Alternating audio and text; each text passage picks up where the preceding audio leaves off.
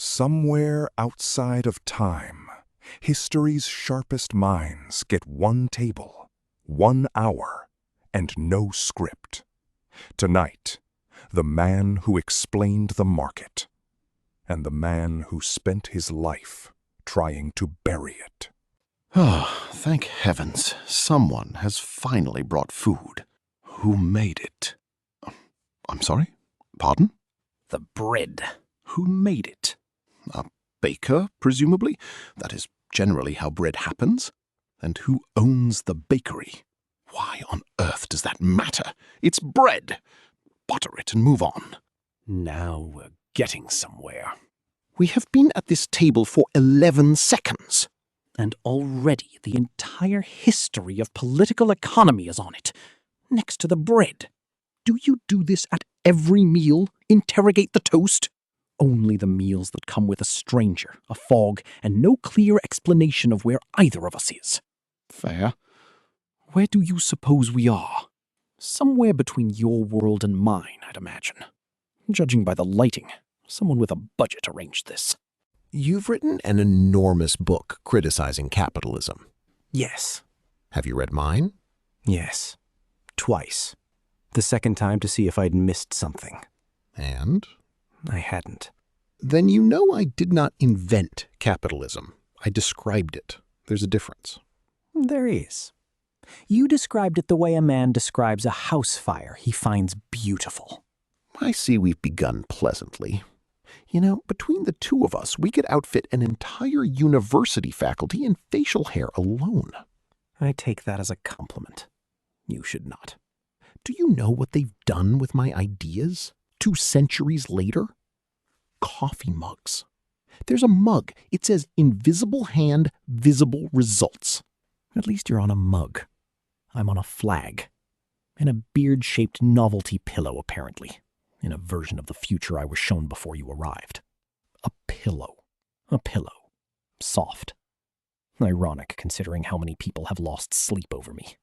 They also misquote you constantly. Half the students who cite you have never opened the book. The same students misquote you to defend policies I'm fairly certain you never proposed. We may be the 2 most cited, least read men in history. Then we already have more in common than either of us expected to admit tonight. Ah, my favorite example. Watch this. One man draws the wire. Another straightens it. A third cuts it. A fourth sharpens the point. 10 men dividing the labor can produce tens of thousands of pins a day. Alone, each man might make 20. Fascinating. And after a decade of sharpening the same 3 inches of wire, what does that man know how to do? Sharpen wire. Extremely well. And what else? That is rather the point. Efficiency. It is also rather the tragedy. You've taken a man capable of building a house, raising a family, arguing politics at the pub, and reduced him to the finest point sharpener in the county. You call that wealth of nations. I call that the amputation of a human being, one small cut at a time. That is dramatic, even for you. I contain multitudes, most of them dramatic. The division of labor is precisely why a laborer today can afford things a king could not afford 3 centuries ago.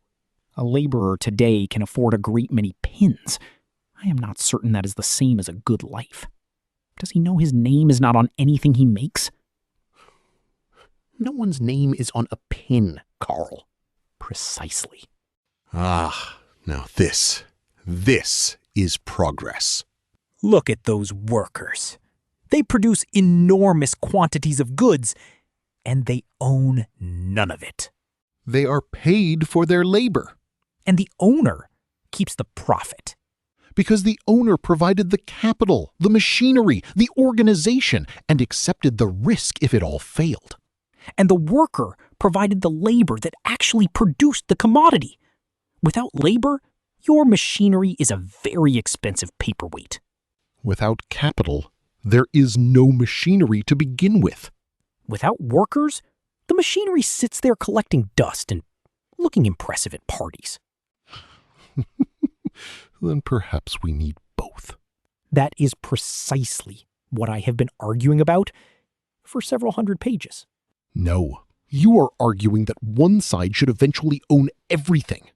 And you are arguing that everyone should carry on doing exactly what they are already doing forever and call it liberty. I am beginning to suspect you haven't actually read my book. I read it. I just didn't enjoy the ending. Karl, look at what capital built. 100 years ago, this floor would have taken a village a year to produce what it makes in an afternoon. And who decided what to do with the afternoon it saved? The worker who was still here 12 hours a day? Or the man who was never here at all? I would like that question in writing so I can think about it properly. I already wrote it down. Several hundred pages, remember? Each man pursues his own interest, the baker, the brewer, the factory owner, and yet the whole of society benefits as if guided by an invisible hand. Where is it? What? The invisible hand. Where is it? It's a metaphor, Karl. So there isn't actually a hand? No. Then why call it a hand? Why not an invisible ankle? An invisible elbow? Commit the bit or don't? Because economists enjoy making simple things sound mysterious. It sells more books. Finally, something we agree on completely. Tell me though, honestly, if the hand is invisible, how do you know it's guiding anything at all, and not simply reaching into someone else's pocket while no one's looking? Because on the whole, prices fall when too many people chase too few goods, and rise when the opposite happens, without a king, a committee, or a Karl Marx deciding it by decree. Oh, the hand is very good at making sure the people already holding the most end up holding slightly more, and calling the arrangement natural. That's cynicism, not economics. In my experience, Adam, they are very often the same discipline, wearing different coats. Here is something I would like you to explain to me. What determines the value of this coin's worth of bread? What someone is willing to pay for it. Supply, demand, scarcity, desire. The price finds its own level, like water. That tells me the price. I asked about the value. Is there a difference? There is if you believe, as I do, that the true value of a thing is the labor it took to make it, the hours, the sweat, the life spent producing it. Price is what the market says. Value is what it actually cost a human being. Then explain this to me. Two men spend identical hours digging in identical soil. One finds diamonds. The other finds mud. Are the diamonds and the mud worth the same because the labor was equal? That is an irritatingly good question. Thank you. I have been sitting on it since 1776. Value is not only labor, then. It is labor, meeting demand, meeting scarcity. But do not mistake me. Even your diamonds do not dig themselves out of the earth. Someone's back still bent to find them. And that someone rarely keeps the diamond. No. He is usually paid a wage, and the diamond is sold at a price he does not set, by a man he has often never met. And there, finally, is the argument. Not what a thing is worth. Who decides? And who is nowhere in the room when the deciding happens? Let me ask you something honestly. Can an economy be called free when a worker's only real choice is which factory sells his labor, not whether to sell it at all? Voluntary exchange benefits both sides. The worker offers labor, the owner offers wages. Neither is forced. Isn't he?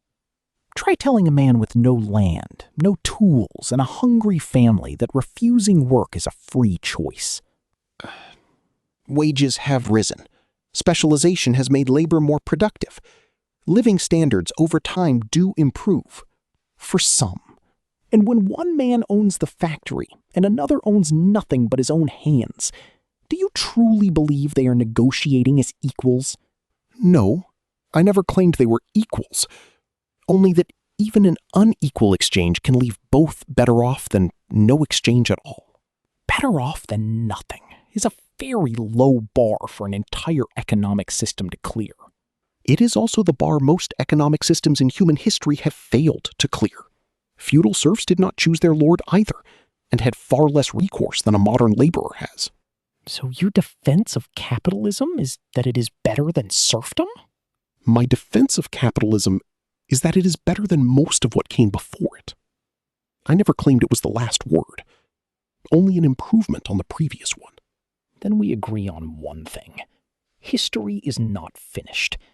You simply believe it stopped improving with you. I believe it has quite a bit further to go. Competition, Karl. This is the heart of it.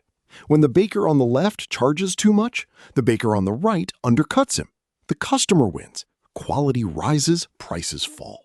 And when the baker on the right undercuts him enough times, the baker on the left goes bankrupt, sells his shop, and becomes an employee of the baker on the right, who now owns both bakeries and sets the price alone. That is competition working exactly as designed.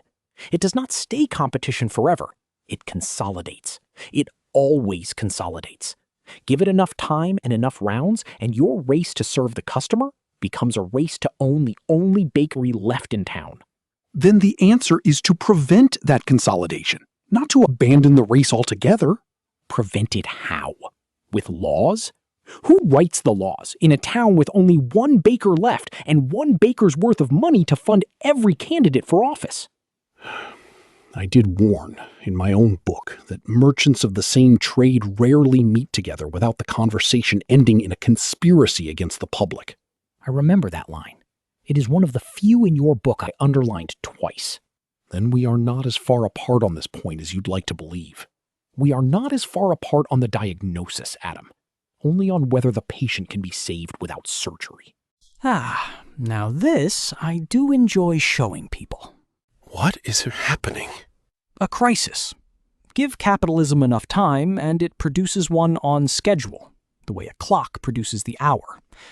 Too much is built, too much is borrowed, too much is promised, and then all at once the promises come due, and no one can pay them. Markets correct themselves.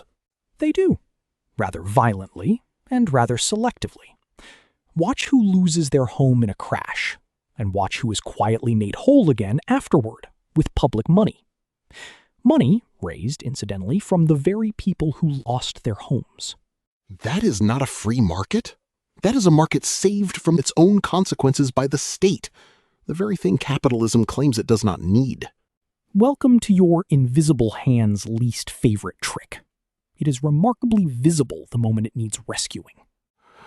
I will confess, I did not anticipate quite how creative future capitalists would become at privatizing the gains and socializing the losses.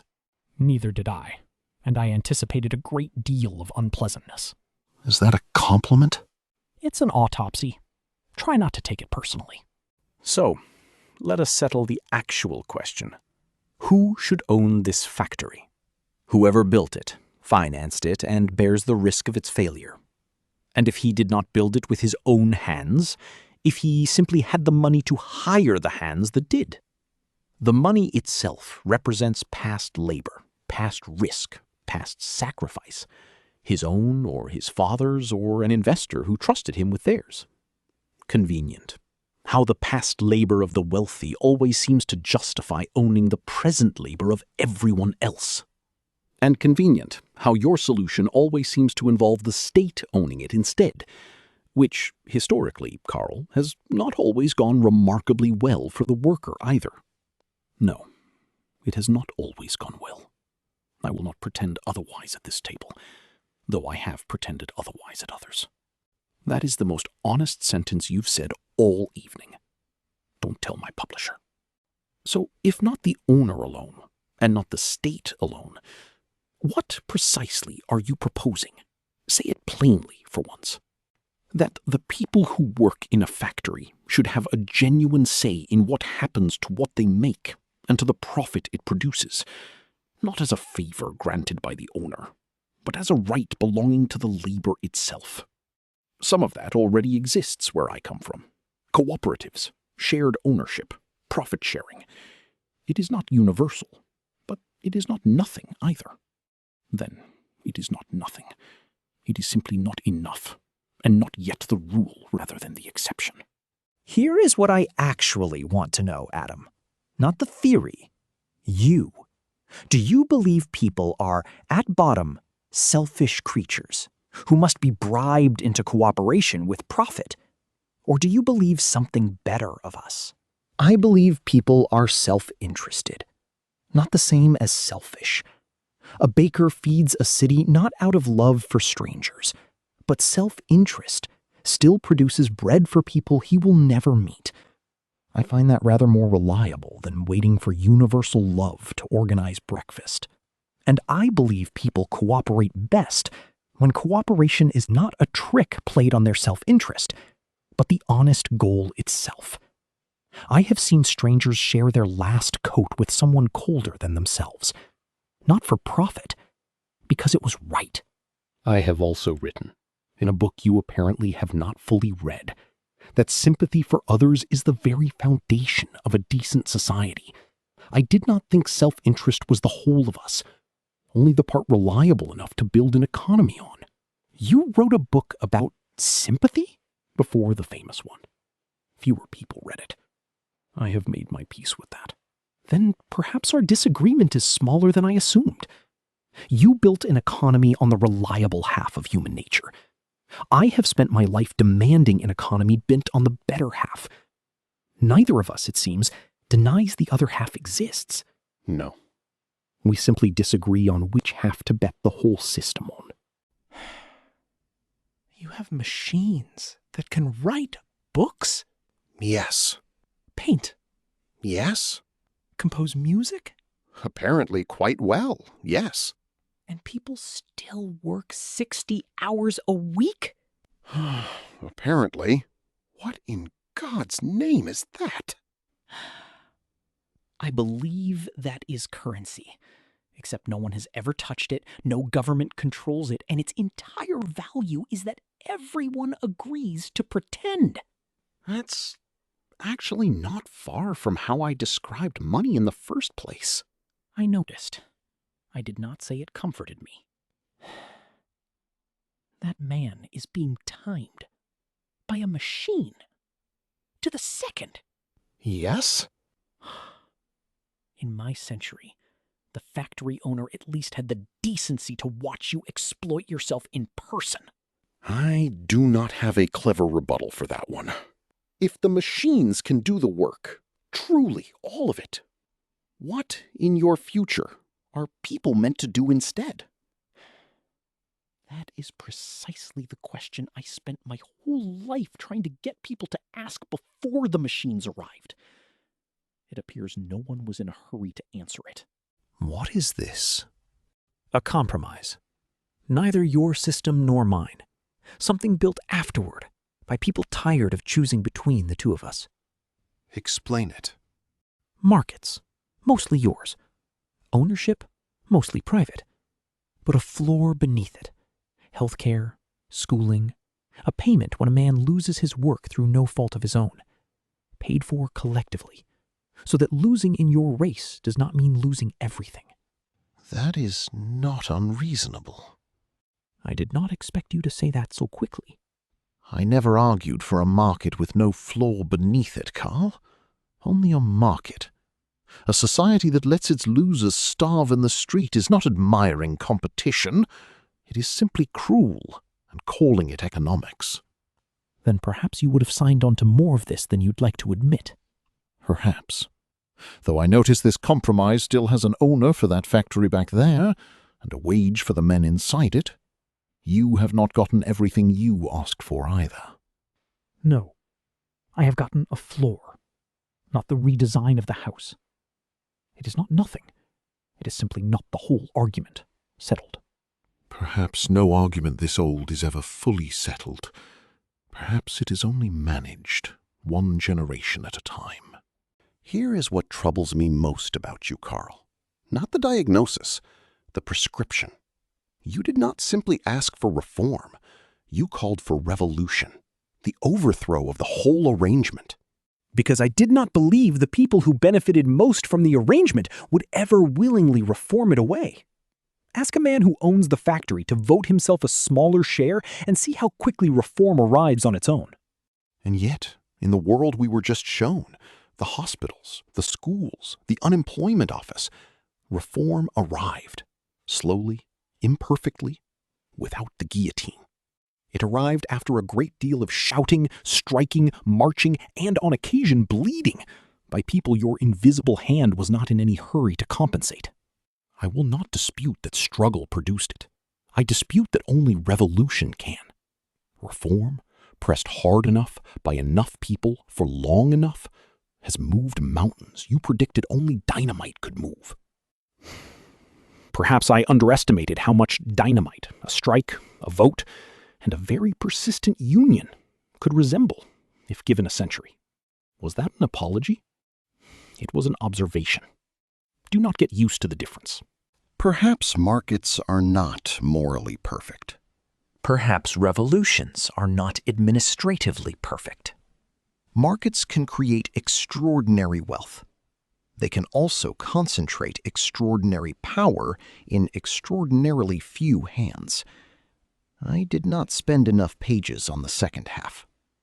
And I did not spend enough pages admitting that removing private capital does not remove human nature, or bureaucracy, or a new kind of owner wearing a different hat. That is the closest thing to agreement we've had all evening. Don't get used to it. For what it's worth, and I suspect you'll dispute even that phrase, I am glad it was you across this table, and not someone with less to say for himself. For what it's worth, Adam, which I will not let you define unilaterally, I am glad of it too. Who owns this bread? I was hoping you wouldn't ask that again. Then we have reached the real economic question. And what is that? Who gets the last piece? The market has decided. You are impossible. And yet you still bought the book. Same time next century? Bring your own bread.